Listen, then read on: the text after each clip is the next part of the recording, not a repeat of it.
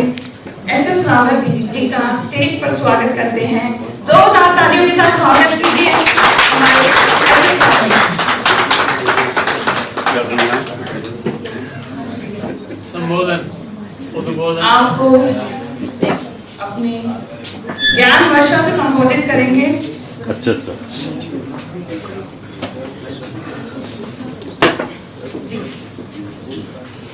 बहुत बहुत धन्यवाद।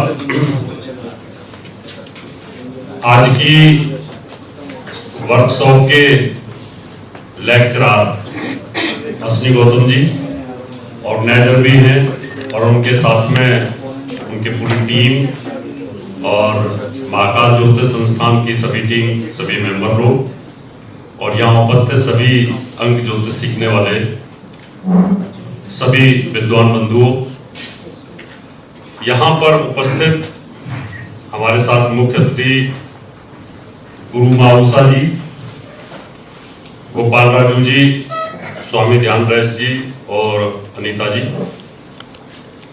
ज्योतिष की बातें सुनी, ज्योतिष के साथ उसको लिंक करके बताया गया, अश्विनी जी ने बहुत अच्छा लगा। न्यूमरोलॉजी अपने आप में एक विज्ञान है। इसकी जो उत्पत्ति हुई थी ज्योतिष से पहले हुई थी, ये दिमाग में रखना चाहिए, क्योंकि अगर अंक नहीं होंगे तो ज्योतिष ही काम नहीं करेगी और ज्योतिष तभी काम करेगी जब अंक होंगे। इसका मतलब पहले हमारे जीवन पर अंकों का प्रभाव था। अंक कैसे बने ये भी एक बहुत बड़ा विज्ञान है, इसको भी शोध करने की आवश्यकता है। ऐसे तो नाम रखे नहीं सबने। सूर्य को ही एक नंबर क्यों मिला, शनि को एक नंबर क्यों नहीं मिल गया? इसका मतलब जिन्होंने अंकों के नंबर रखे थे वो बड़े दिव्य दृष्टि वाले लोग थे, वो दिव्य आत्माएं थी। उन्होंने देखा कि एक नंबर का प्रभाव, यानी जिस समय पर अंक नहीं आए थे उस समय हो सकता है आदिवासी टाइप तुम व्यक्ति रहे हो, तो सूर्य सबसे ज्यादा चमकता हुआ सितारा है इस यूनिवर्स में। उन्होंने देखा कि सबसे ज्यादा जो रोशनी देता है वो सूर्य ही देता है, इसलिए उन्होंने सबसे ज्यादा पूजनीय मान लिया, इसलिए उसको एक नंबर मिल गया। मुझे याद आता है कभी कभी जब हम बहुत छोटे थे तो लोगों के पास एजुकेशन नहीं थी, गांव में कोई एक पढ़ा लिखा आदमी होता था, तो पढ़े लिखे आदमी से ना 100 फेरे अगर डालने तो 100 कंकड़ एक तरफ रखवा लेते थे और वो एक चक्कर लगा लेते थे, एक कंकड़ उठा के उधर रख देते थे, तो 100 हो गए। यानी ऐसे पहले पुराने जमाने में काउंटिंग होती थी। तो हम सोचते थे कि कंकड़ क्यों इधर से उधर रखते हैं, इनके रहस्य क्या है, कि वो पढ़े लिखे नहीं थे। इसलिए सूर्य जब जो हमारे विद्वान लोग हुए कि जैसे पुनर्जन्म की कल्पना की हमारे यहाँ पर होता है कि पिछले जन्म के कर्म जो होते हैं उनका फल हमें जो प्रतिफल होता है वो कुंडली में मिलता है। तो जब हमारे जीवन की उत्पत्ति होती है उस समय पर जब गर्भ में आपके पिछले जन्म के अच्छे कर्म रहे होते हैं तो आप उसी प्रकार के ग्रहों में, उसी प्रकार के अंकों में आते हैं। अगर आपके बहुत अच्छे कर्म है तो आपको एक नंबर ही मिलेगा और एक नंबर मिलेगा तो सूर्य भी पावरफुली मिलेगा और फिर आप अप्रैल मई में ही पैदा होंगे और अप्रैल मई में भी उस 19 नंबर ही मिलेगा आपको, क्योंकि ये डिसाइडेड है पहले से, ये पहले से डिसाइडेड है। क्यों कोई भी दिव्य आत्माएं जब जन्म लेती हैं तो वो वेटिंग में होती हैं। अवतारी पुरुष जब भगवान जन्म लेता है गर्भ में तो ग्रहों की गति को देखता है। जब ग्रह अच्छे अच्छे आ जाते हैं तो युग परिवर्तक के तौर पे व्यक्ति पैदा होते हैं। ऐसा नहीं है कि योग बाबा रामदेव ने शुरू किया था, इनसे पहले भी योग था। ऋषि पातंजलि थे उस समय योग था, फिर धीरेन्द्र ब्रह्मचारी जी थे उस समय योग था। उन्होंने योग को अच्छे से फैला दिया बाबा रामदेव ने। तो कहीं ना कहीं इसकी जरूरत थी पूरे वर्ल्ड को, तो एक ऐसा व्यक्ति पैदा हो गया। ज्योतिष अनादिकाल से है, एक हमें मौका ऐसा मिला कि आज तक टीवी शुरू हुआ और हम ज्योतिष कर रहे थे, हमें वो मौका सौभाग्य मिला, हमने उसको घर घर में ज्योतिष को फैला दिया। पूरी कोशिश की कि हर आदमी ज्योतिष बन जाए। मेरे 12 खाने लोगों को समझ में नहीं आते थे ये है क्या, और आज सबको पता है मेरी शनि की दशा चल रही है, राहु की अंतर्दशा चल रही है। लेकिन अश्विनी जी ने बहुत अच्छा पढ़ाया आपको, ये ध्यान रखना है आपको। यहां पर जितनी भी चीजें बताई हैं, अब अंकों में भी अपनी पावर होती है। ये मत भूलना कि खाली आपका यहां पर चार्ट बन गया, आपका नंबर बता दिया और जय राम जी की। अगर आपका 1 नंबर है, आपका वो मूल अंक है, चाहे आपका संयुक्त अंक है, लकी नंबर अगर वो 1 है, तो उस 1 नंबर की पावर कितनी है। सभी 1 नंबर वाले 19 नंबर वाले तो ऑर्गेनाइजर नहीं हो सकते। मैंने 1 नंबर वालों को डफर देखा है, और 19 नंबर वाले भी ऐसे होते हैं कि मुंह कहीं होता है, टुकड़ा कहीं से तोड़ रहे होते हैं और खा कहीं पड़े होते हैं, ध्यान कहीं होता है, कंफ्यूज होते हैं, डिप्रेशन में भी होते हैं। ऐसा क्यों? अगर न्यूमरोलॉजी के अंदर देखा जाए तो जो व्यक्ति 1 नंबर को, 10 नंबर को, 19 नंबर, 28 नंबर को रिप्रेजेंट अगर कर रहा है, तो उसका सबका एक जैसा होना चाहिए, लेकिन नहीं होता। 12 महीने हैं, 12 महीने के अंदर सूर्य की जो स्थिति 12 राशियों पे मूवमेंट करती है। जनवरी में सूर्य ठंडे एरिया में होता है, उस समय उसकी जो परफॉर्मेंस है वो कम होती है। फरवरी में थोड़ी ज्यादा हो जाएगी, मार्च में थोड़ी और ज्यादा हो जाएगी, और 13 अप्रैल को जब उच्च अवस्था में आता है, वो मीन राशि से, जलीय राशि से निकल करके जब वो अग्नि तत्व की राशि में आता है, और जब 13 अप्रैल को राशि परिवर्तन करता है, तो उस समय उसकी पावर बहुत ज्यादा हो जाती है। इसका मतलब जब 17 अक्टूबर से और 17 सितंबर के बीच में कोई व्यक्ति पैदा हो, और उस समय अंतरिक्ष में सूर्य नीच का चल रहा हो, और उस समय भी उसका 1 नंबर हो, और एक व्यक्ति 13 अप्रैल को लेकर के और 14 मई के बीच में पैदा हो, और उसका भी 1 नंबर हो, तो दोनों में फर्क होगा कि नहीं होगा?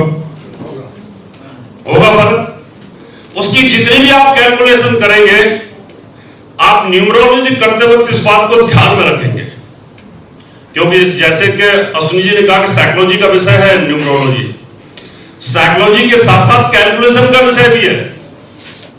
क्यों? कैलकुलेशन तो आपने कर ली, लेकिन उसके बावजूद भी ये ध्यान रखना पड़ेगा कि ये व्यक्ति मई का बॉर्न है और तब 1 नंबर है इसका, और ये व्यक्ति उस समय अक्टूबर और सितंबर, अक्टूबर नवंबर के बीच के जो बॉर्न है, उस समय के सूर्य में और इस समय के सूर्य में फर्क होगा। 15 अगस्त से लेकर 15 सितंबर के बीच में सूर्य राशि में रहेगा, उस समय के सूर्य की पावर में और नीच के सूर्य की पावर में फर्क होगा।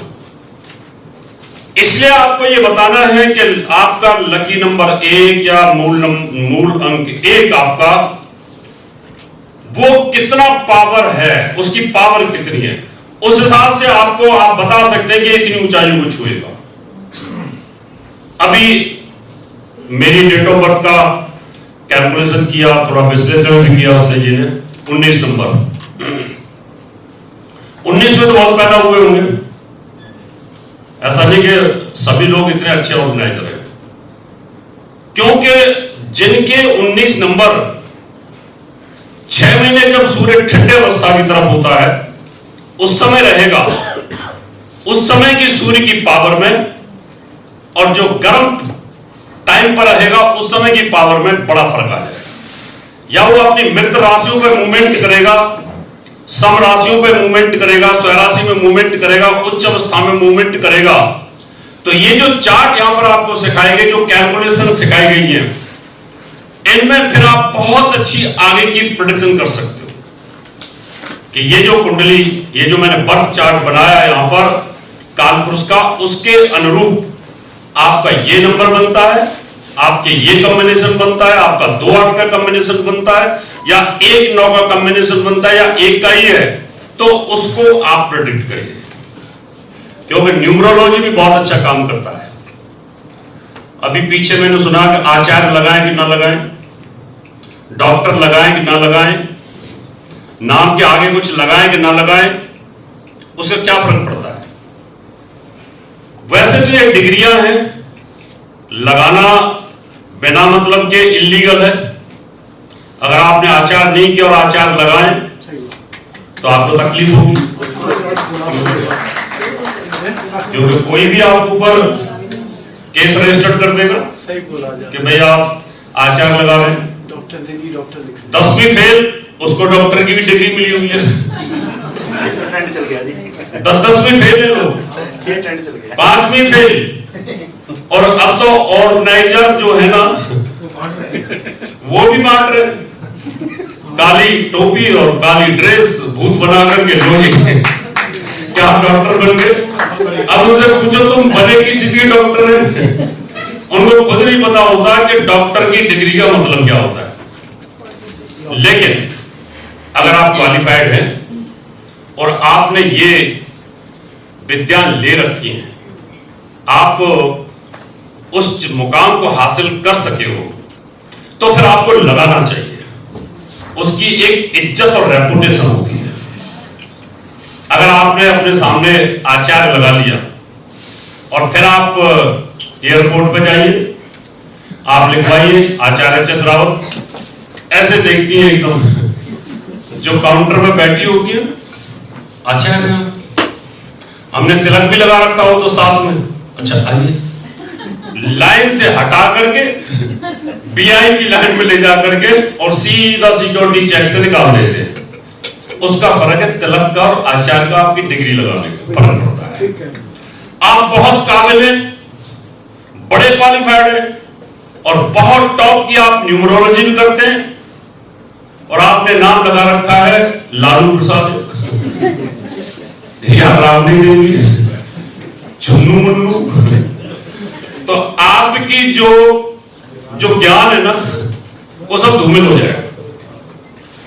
इसलिए हमारे यहां पर शास्त्रों में ये कहा गया है कि जैसा आपके पास ज्ञान हो वैसी वेशभूषा और वैसा ही नामकरण करने का तरीका है। अब कोई बहुत वीर आदमी हो और उसके आगे लगा दो जयचंद, तो उसकी वीरता खत्म। और पृथ्वीराज चौहान, चौहान वंश का कोई खाली चौहान ही लगा के रख ले अपने आगे या पीछे लगा ले, तो सोचेंगे ये पृथ्वीराज चौहान के वंशज होंगे, बड़े बहादुर होंगे, इनसे पंगे मत लो। क्योंकि ये साइकोलॉजी है, ह्यूमन साइकोलॉजी है, और साथ में ह्यूमन साइकोलॉजी ज्योतिष के अंदर 6 बल होते हैं, षडबल जिनको बोलते हैं।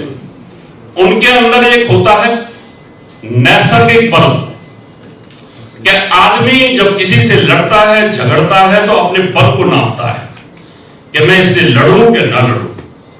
क्योंकि हमारी जो ऑरा है सामने वाली ऑरा के साथ लिंक करती है, और फिर उस ऑरा से पॉजिटिव वाइब्रेशंस आ रही होती है कि लड़ूं कि ना लड़ूं। आप मेट्रो में चढ़ जाइए और गलती से आपका धक्का लग जाए किसी आदमी को, और देखा नहीं सामने वाला आदमी है कैसा, आपने धक्का मारा, उसने कहा तुझे दिखाई नहीं देता, और वो पलट करके ऐसे करता है मुंह छोड़ कर, फिर आप तुरंत बोल देंगे सॉरी। यानी आपने जब धक्का मारा तो आपकी ट्यून अलग थी, और जब वो पलट करके मुंह ऐसे घुमाता है तो आप बोलते सॉरी। क्यों बोलती है सॉरी? क्या आपकी औरा ने उसके बल को नाप लिया, और नापने के बाद आप पीछे रहे। ये 84 लाख योनियों में होता है, ये औरा को नापने का सिद्धांत। एक गली का कुत्ता दूसरी गली में चला जाए, दोनों पहले पूंछ लाते रहेंगे, हूं करते रहेंगे। वो हूं इसलिए करते हैं कि वो नाप रहे होते हैं कौन सा ताकतवर है, और जब अंदाज लग जाता है ना कि ये ताकतवर है, फिर हमला कर देता है, दूसरा पूंछ दबा के भाग जाता है। एक शेर दूसरे शेर के एरिया में घुस जाए तो पहले घुर्र करते रहते हैं बहुत देर तक, और जब दूसरे वाले को लगता है ना कि ये तो पावरफुल है, इसकी आवाज में कोई डर नहीं है, ये तो बेखौफ दहाड़ रहा है, वो दूसरा निकल जाता है।